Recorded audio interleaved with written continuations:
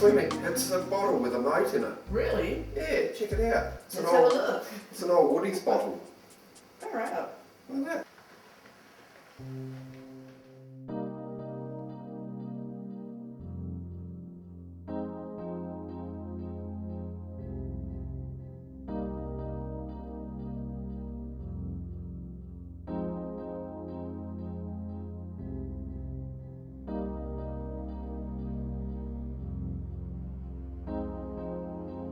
Maslin's Beach is a part of a whole song journey of Jabuki, the keeper of the peace law. And Jabuki came when the sea was not there, when the sea was rising by 1 metre by 50-year spans of time, when Nadu was the magic, the sorcerer who had great magic, the ancestor being who were, the people were fighting over the various food or land, the issues that were going on with the tribal peoples at that time, and where they were fighting with each other, and he got so angry that he threw his magic and he opened the land bridge that kept the sea out, and the sea started rising, and it rose at 1 metre by 50-year time spans. Jabuki travels along the whole coast and stops everywhere, and so it shows you, other people, how to see the land in a different way. It shows you how to see the land in a way that it's holistic, rather than specific to one small corner.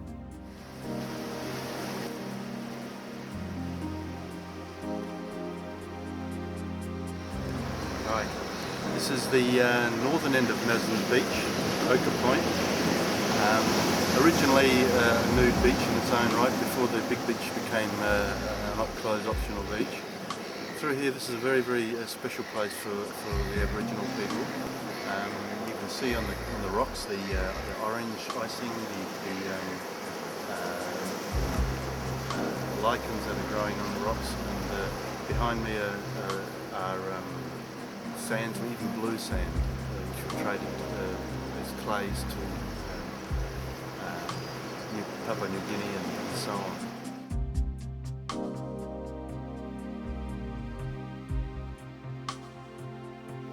Can't really imagine what it was like down here like 110 years ago. Just dirt tracks in here. She had to cross the creek with no formal bridge, so when the creek was up she wouldn't have been able to get in and out.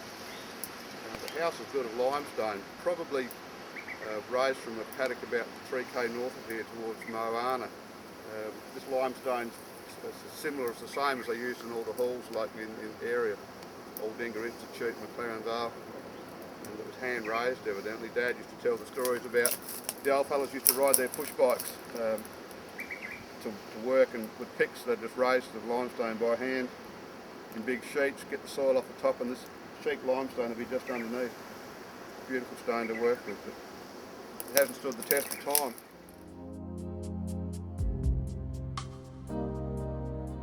The old homestead at Sheriff Road, back when it was all sound, painted by Isabel Stock. She was Isabel Sheriff's dad's sister.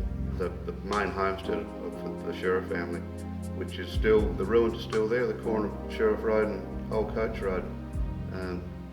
The house, as you can see, is the main building there. It was built as a small mud timber and slowly built on, and they just kept building it on. Here we have the original walling of Thomas Maslin's cottage facing the sea, and it's been completely overgrown by trees and scrub, so there's not much to see now, but this is definitely the place where it was. Thomas Maslin's first cottage, Arroway. Jessie Sheriff's cottage over there, Arrow B. She was the mother of George Sheriff, who bought that farm of Thomas Maslin. First house, first residence built in the modern subdivision.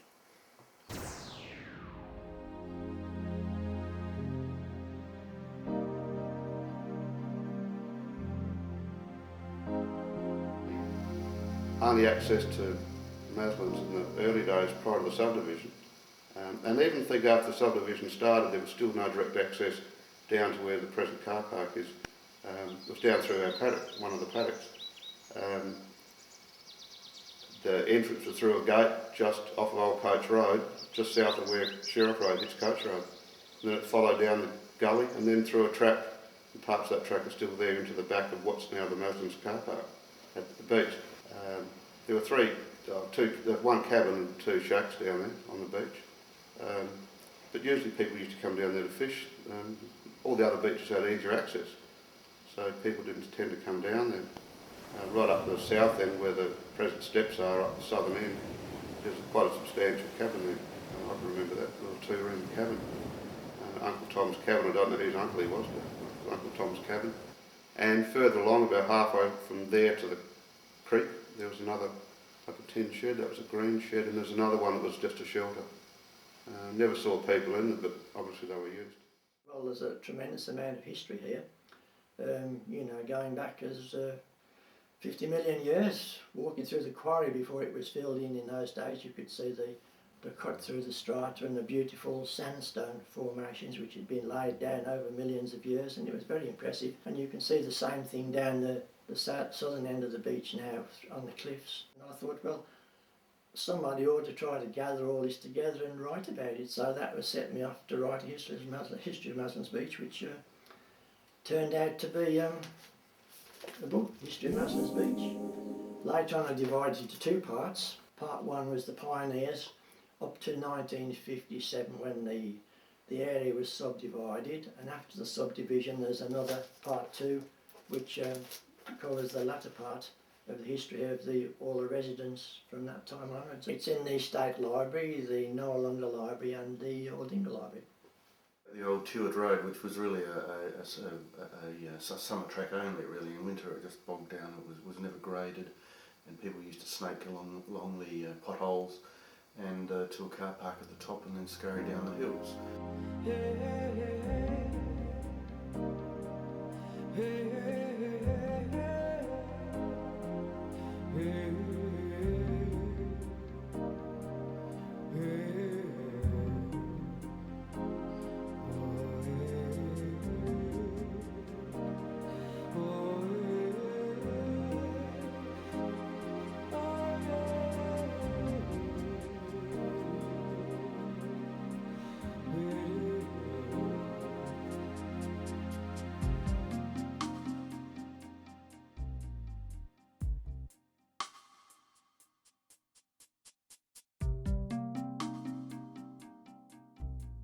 We used to come down from southwest Queensland every Christmas holiday and stay with my mother and my sister.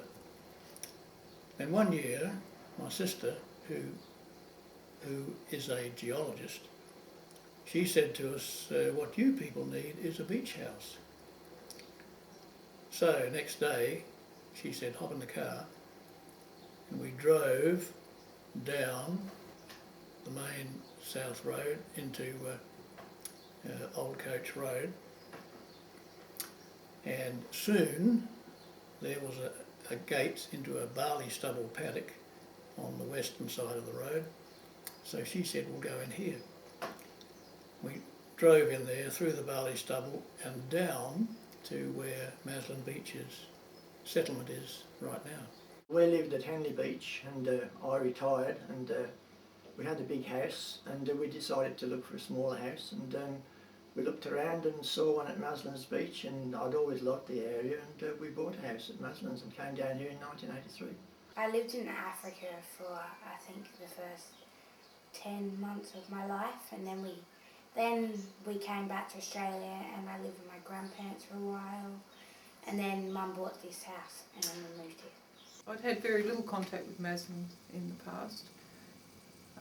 I had come down with friends and enjoyed the beach about 25 years ago. I've been a long time visitor to Maslin's Beach. I lived at Glenelg for years, and I used to come down here with my family when I was very young, even before Maslin's was at Nude Beach. I had a great affinity for it. Well, I came here in 1979 for an exhibition at the Adelaide Festival Centre, and a good friend of mine, Paul Adolphus and Tinica, who were part of that group that were around the Adelaide Festival Centre came and brought me to Maslin Beach down on that first staircase one. And I stood there and I thought, this is the most beautiful place I've ever seen in the world. And guess what? It also happens to be a nude beach. So somewhere within my being, in my heart, I knew that I would live here one day. It just captured me at that moment. And then I set my life to achieve that. Oh, I think the first time I came down here, I brought a girlfriend down about 30 years ago. So I actually brought 400 potted plants from my other house. Not very many natives in those days, of course, and I've changed my garden quite a bit since then, though. I'm introducing a lot more of the indigenous natives, but I do love gardening. I knew Maslin Beach, of course, because I've been selling real estate for 25 years. And when I was first selling real estate, you could get a block of land from Maslin Beach for about $400. I wish you could do that now. My great-grandmother was the first one to move down here. That was about 1890 something, late 1890s. And I can't claim to be our family to be pioneers of the area because this land was opened up about 50 years before that. Where I presently live, which is the first block that they bought, there was about 4 owners before she got here then. So the property changed hands a fair bit. And when Dad got married, he moved onto his wife's house, into his wife's house in McLaren Vale. And that's where I was raised. This area lends itself to getting to know your neighbours, to be, it's just a very, I wouldn't say it's a close-knit community, but, people don't want to know everybody else's business, but, there's your neighbours sort of open their houses to you, and we do to our neighbours, and there's so many really nice people living down here. Well, one of my closest neighbors was Maureen and Jock, which is just over the fence. And because I was already and had been stitching inflatables, and this house is so open to the sea, I needed a protective lawn inflation area. And Jock and Maureen were very kind and were really helpful in many ways. I mean, they sort of oversaw the building of all the construction, and because I had met them before the house was actually built. Jock cut a gate into the back fence so that I could inflate my inflatables, and Maureen became and still is a really good buddy of mine. Eventually, when she resold the house, Todd, who bought it after her, we maintained the same circumstances. It's still my inflatable inflation place. I like using our wonderful free tennis court and then cycling from the tennis court to the ocean and getting in there at Maslin's. It's fantastic. Well, my mum took me to a playgroup at Maslin's Beach, so most of the kids from that playgroup went to the same kindy as me. So then we just all went to primary school, but lots of them moved houses now, but I've still got like about 3 really good friends who live here. Well, there weren't many people here then. It was still largely unbuilt up, and we were in 4 houses, and all around was paddocks, and there was no houses. But I met people mainly travelling on the bus backwards and forwards. It's wonderful. You can walk down the beach. You'll know just about everybody. You'll know their dogs. You need some help, they're there. We have a few social functions. Oh, getting to know the locals really happened when the shop was erected on Gulf Parade, and you walk down to the shop. We did it weekends. You'd see all the people who walked down to the shop to get the milk or bread and then walked home.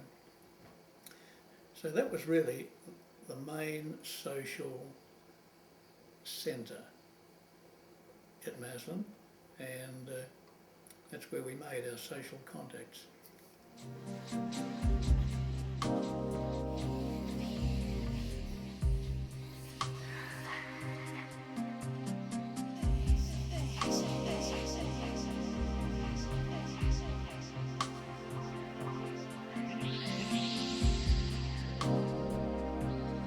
Well, I mean, I think the biggest change was the loss of the little community corner store and the cafe, because that was a place where you could, you know, run into your neighbors as you were buying your newspaper or coffee, or it was a place people waited where the buses came and went. It was a bulletin board where you could put up information of what was happening in the community.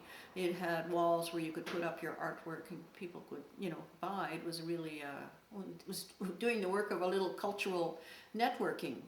So that to me is the biggest loss. The shop's gone, that's the biggest change that's really happened. Like, the shop, that's like the first thing I ever learnt to do by myself. I think I was about 6 and I was allowed to walk there by myself, and that was like how I got older, and that's what Mum trusted me with, and I could go down the shop, buy myself hot chips, and yeah, that was pretty much what we did. We always went to the shop. The shop was like everything. Well, the fact is that the land has been zoned residential where it should have always been commercial, because then it would have retained a shop of some form. And it was a good meeting point.